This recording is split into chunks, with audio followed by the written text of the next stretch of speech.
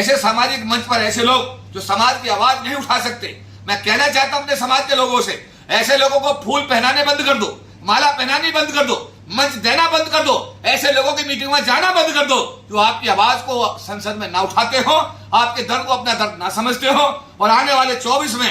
ऐसे 131 सांसद ढूंढो, ऐसे लोगों को वहां भेजो जो वाकई बाबा साहब अम्बेडकर के सच्चे सिपाही हो, अम्बेडकरवादी हो और आपके दुख और सुख में आपके साथ में 24 घंटे खड़े रहने वाले व्यक्ति हो। ऐसे तत्वों के साथ है जो बहुत ही घातक और बहुत खतरनाक है। इसीलिए मैं अपने समाज के 1/4 आबादी जो अनुसूचित जाति जनजाति समाज का हमारा है, आप जातियों के बंधन से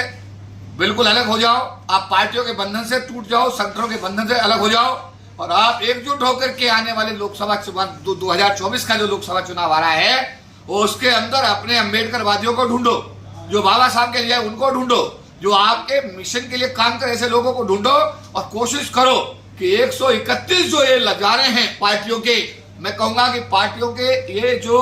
अगर उनको बंधुआ भी कह दिया जाए तो ज्यादा अतिशोक्ति नहीं होगी, क्योंकि उन्हें समाज का दर्द दिखता ही नहीं है। अगर आपको याद होगा कि 2 अप्रैल 2018 का आंदोलन हो रहा था पार्लियामेंट स्ट्रीट पर, आप सब लोग कवर कर रहे थे, एक सांसद वहां पर आ गए, उनसे हमने पूछा कि हमारे भाई जेल में बंद है चंद्रशेखर आजाद, उसको हाईकोर्ट इलाहाबाद ने जमानत दे दी, उसके बाद भी आपकी सरकार ने रासुका लगाकर उसको जेल में बंद कर रखा है।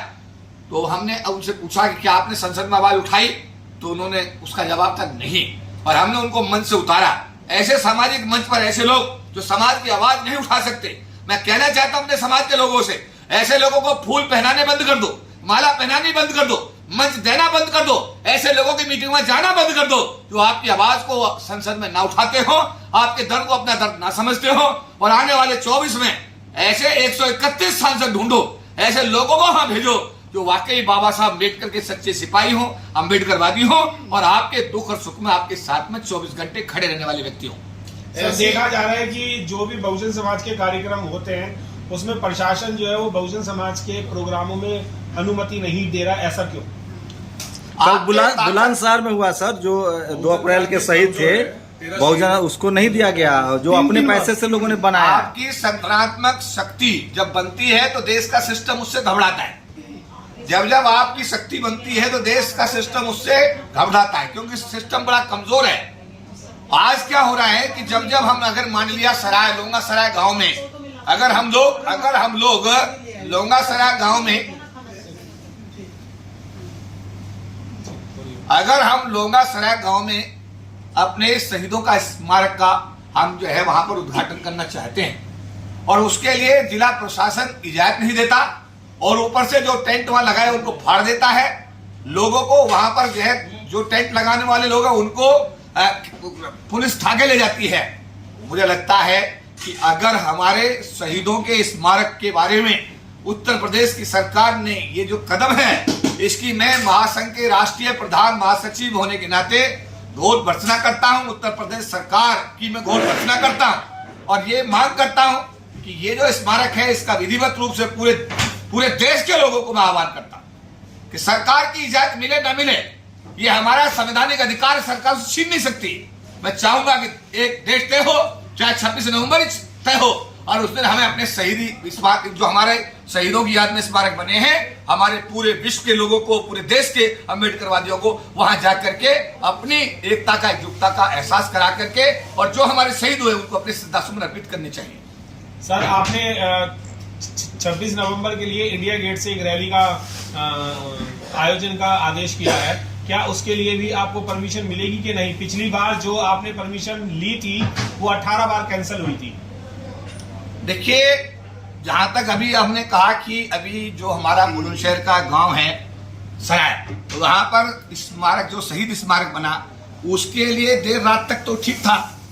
लेकिन जैसे ही शासन के पास लोग खबर आई कि लाखों लोग आ रहे हैं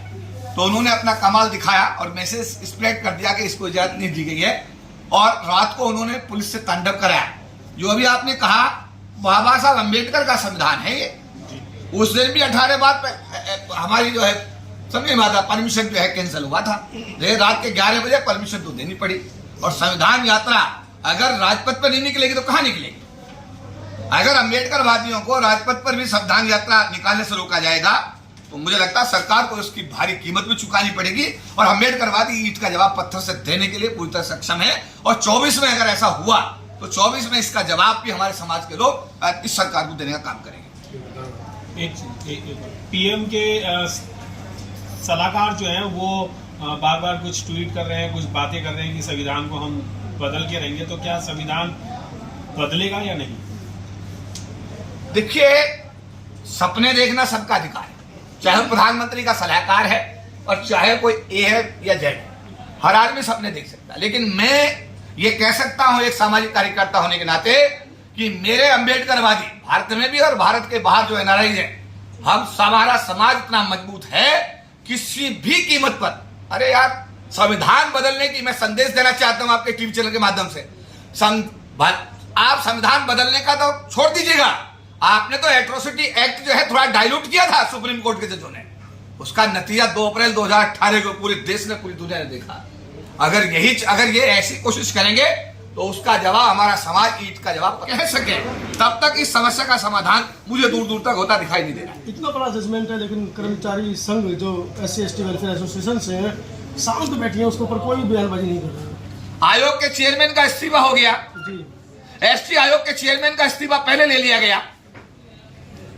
5 आदमियों का कमीशन ST आयोग, उसमें एक आदमी है खाली, एक मेंबर के पास कोई राइट ही नहीं होता। उसके लिए भी सुप्रीम कोर्ट में इस संगठन को पिटीशन लगाना पड़ता है। उसके बाद में सुप्रीम कोर्ट आदेश देता है कि गठन करो, 1 साल तक वो खाली पड़ा रहता है। उसके बाद 2 आदमियों की नियुक्ति होती है, चेयरमैन का भी इस्तीफा हो जाता है। आज ST आयोग में केवल 1 आदमी है।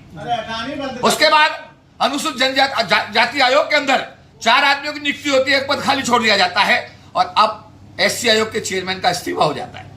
मेरा कहना यह है, सरकार की उदासीनता अनुसूचित जाति जनजाति मामलात में स्पष्ट रूप से देखी जा सकती है, इसमें कहीं दो राय नहीं।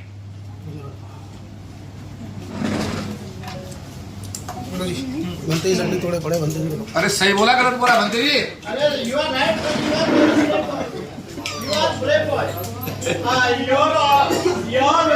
नेशनल दस्तक की आपसे गुजारिश है कि अगर इसको बचाना चाहते हैं तो नेशनल दस्तक को सब्सक्राइब करने के लिए रेड कलर के सब्सक्राइब बटन को दबाएं, फिर बेल आइकन की घंटी दबाएं। नेशनल दस्तक को बचाने के लिए बहुत जरूरी है कि हर खबर को शेयर करें, लाइक करें, कमेंट जरूर करें।